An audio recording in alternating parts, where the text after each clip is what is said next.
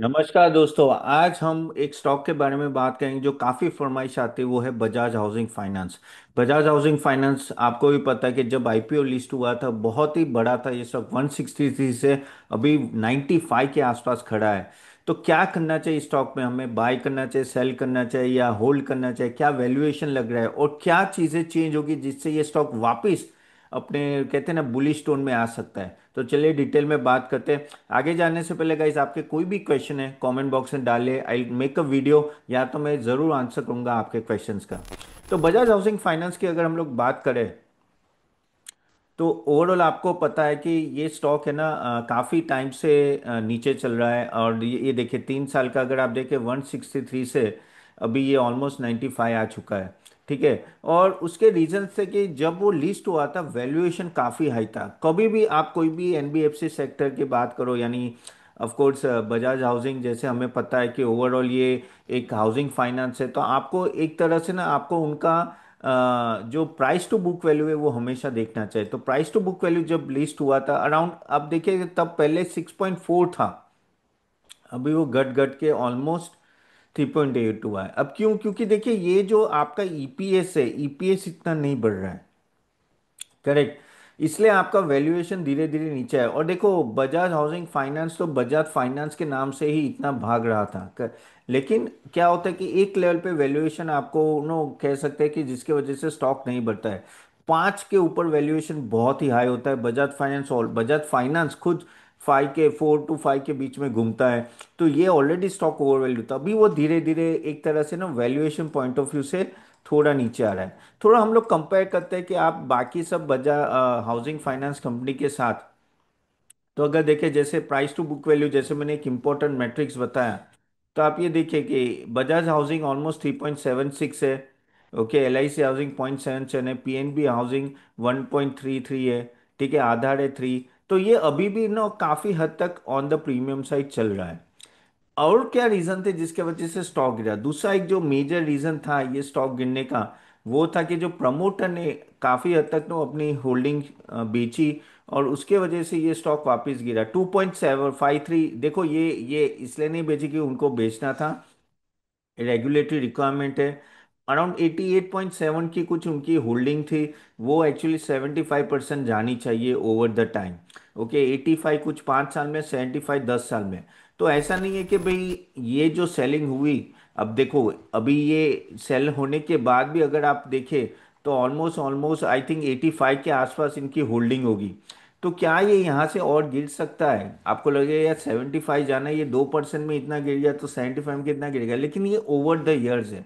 आपको वो थोड़ा ध्यान में रखना पड़ेगा कि ओवर द इयर्स है। इसलिए ये जो 1890 करोड़ के जो सेलिंग हुई वो टेम्पररी है, बाद में आएगी धीरे धीरे। लेकिन हाँ, एक डाउट तो सही है कि ये जैसे 95 से 110 120 जाता है, वापिस सेलिंग प्रेशर आने के चांसेस बढ़ जाते हैं, क्योंकि प्रमोटर अपना नीचे के माल में नीचे के लेवल पे क्यों बिकेगा? ठीक है, वो हमेशा ऊपर लेवल पे बिकेगा। तो इसलिए ये सेलिंग प्रेशर आने की संभावना है, तो ये आपको थोड़ा ध्यान रखना है। लेकिन जैसे मैंने बोला ओवर द 10 ईयर्स है, तो जरूरी नहीं कि सेलिंग प्रेशर नेक्स्ट 3 महीने 6 महीने में आए, 2 साल में भी आ सकते, 3 साल में भी आ सकते, लेकिन हाँ एट ऊपर लेवल पे सेलिंग प्रेशर आ सकता है। बाय द वे, मैं आगे जाने से एक डिस्क्लेमर दे देता हूँ जो हमेशा मैं देता हूँ गाइस, यहाँ जो भी बातें हो रही सिर्फ एजुकेशन पर्पस के लिए, यहाँ कोई रिकमेंडेशन नहीं है। हम हाँ, हम लोग जो स्टॉक रिकमेंडेशन सर्विस देते हैं उसमें शायद ये स्टॉक का नाम दिया हो या कि कोई हमारे क्लाइंट्स ने खुद बाय किया हो, तो ये हो सकता है। बाय द वे, आपको हमारी सर्विस लेनी है और स्पेशल डिस्काउंट चाहिए तो मैंने लिंक दी है जहां हमने 20% ऑफ दिया है हमारे कॉम्बो ऑफर को। वो लिंक जरूर जाके क्लिक कीजिएगा, कमेंट बॉक्स में और डिस्क्रिप्शन में पिन किया होगा। तो वापिस आते हैं एक बजाज हाउसिंग का, तो जैसे मैंने बोला कि ये जो सेलिंग प्रेशर है ये ओवर द टाइम है। दूसरा, वैल्यूएशन बहुत हाई था, तो वैल्यूएशन जैसे मैंने बताया 6.3 का भी धीरे धीरे 3.8 आ रहा है। मैं प्राइस टू बुक वैल्यू की बात कर रहा हूँ। अभी आपको मैंने दिखाया कि किस तरह से प्राइस टू बुक वैल्यू जो बजाज हाउसिंग का है कंपेयर टू अदर स्टॉक ज़्यादा है। लेकिन आपको एक बात समझनी है कि ये इसलिए ज़्यादा है क्योंकि ये उस तरह से ग्रो भी किया है। अगर आप देखो 3 साल का भी अगर मैं सेल्स देखूं, तो आप देखिए ये 36% से इसका सेल्स ग्रोथ हुआ है, प्रॉफिट ग्रोथ भी 45% से हुआ है। बाकी सबके सामने देखो LIC जो हम बोल रहे कि इसका कहते हैं ना 0.77 प्राइस टू बुक सस्ता है, लेकिन इसका ग्रोथ भी उतना नहीं हुआ है सेल्स में, रेवेन्यू में, करेक्ट। PNB हाउसिंग का भी रेवेन्यू में ग्रोथ कम हुआ है, तो इसलिए बजाज हाउसिंग को एक्स्ट्रा प्रीमियम मिला है। ये बात हमेशा ध्यान में रखते हैं। इवन अगर हम लोग एनपीए की बात करें, एनपीए की अगर मैं बताऊं आपको, देखो नेट एनपीए कितना है, आप देखिए 0.12, यानी one of the best in the best. 0.12 तो कुछ नहीं होता है, कुछ नहीं होता है, ठीक है। तो ये तो बहुत ही कम एनपीए, इसलिए एक तरह से ना बजाज हाउसिंग को इतना प्रीमियम मिला है। अगर मैं नेट इंटरेस्ट मार्जिन बाकी सब से कंपेयर करूं, तो आप देखिए तो नो, आप देखिए कि पीएनबी और ये सब का, बजाज हाउसिंग का 4 है, पीएनबी का 3.7 है, LIC का 2.6 है, तो भी कंपेरेटिव ठीक है। कॉस्ट ऑफ बोरोइंग देखे तो अराउंड 7 के आसपास है। और कब काफ़ी कम बजाज हाउसिंग का कंपेयर टू अदर बैंक से। ओके, तो आप देखिए तो काफ़ी हद तक ना बाकी सब रेशियो में भी ये कंपनी ने ना कंपेरेटिवली अच्छे रेशियोज आ रहे हैं। लेकिन जो आपको, आप बोल रहे हो कि तपन, आप बोल रहे हो ना कि ये जो वैल्यूएशन है, तो प्राइस टू बुक वैल्यू आपको ये देखना पड़ेगा कि आप देखिए कि ये देखो, ये वैल्यूएशन मैट्रिक्स में बताता हूँ आपको। प्राइस टू बुक वैल्यू में अब धीरे धीरे ये बजाज हाउसिंग नीचे आ रहा है और बाकी सबका थोड़ा ऊपर जा रहा है, क्योंकि वो ऑलरेडी नीचे थे। So you have to understand one thing, कि बजाज हाउसिंग को प्रीमियम भी इसलिए मिल रहा था क्योंकि ये परफॉर्म कर रहा, तो ये मत भूलना। कोई भी कंपनी अगर परफॉर्म करेगी तो कंपेयर टू पीएस महंगी होगी, लेकिन किस लेवल पे महंगी है वो आपको ध्यान देना जरूरी होता है, करेक्ट। तो ये एक पॉइंट आप देखिए। तो ओवर वैल्यूएशन काफी हद तक कम हो रहा है, नेट एनपीए कम है, टेक्निकल फैक्टर जैसे मैंने बताया है कि जो सेलिंग प्रेशर आ रहा है प्रमोटर से, और उसके वजह से ना काफी हद तक नीचे आया है। तो आप बोलोगे तपन तो क्या इस लेवल पे ये स्टॉक लेना चाहिए, ये जो प्राइस है इस लेवल पे लेना चाहिए? तो देखिए जैसे मैंने बताया कि वैल्यूएशन अभी ठीक हो रहे, तो 95 एक रीजनेबल है। अगर देखो कंपनी, अगर कंपनी यहाँ से 20-22% का क्रेडिट ग्रोथ करती है और 20-22% के ऊपर प्रॉफिट ग्रोथ करती है, तो वैल्यूएशन का हाई रहेगा, जिस तरह से बजाज फाइनेंस है।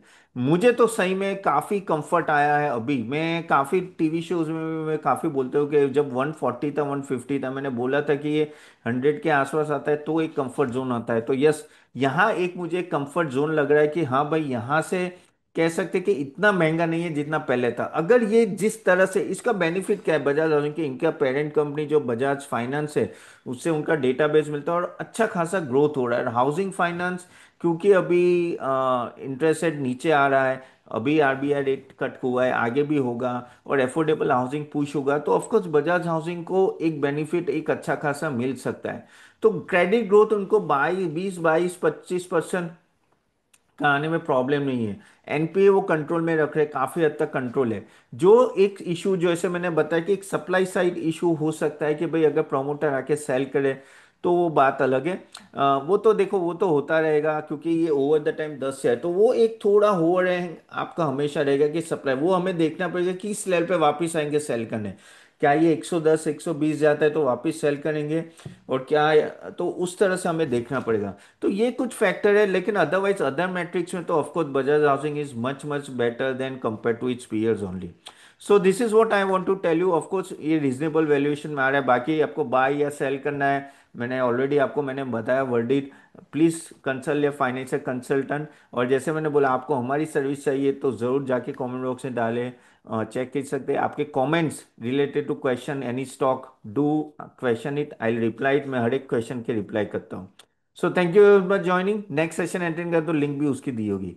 सो सी यू देन, हम लोग एक नए स्टॉक के बारे में बाद में बात कर रहे हैं। See you then, bye bye.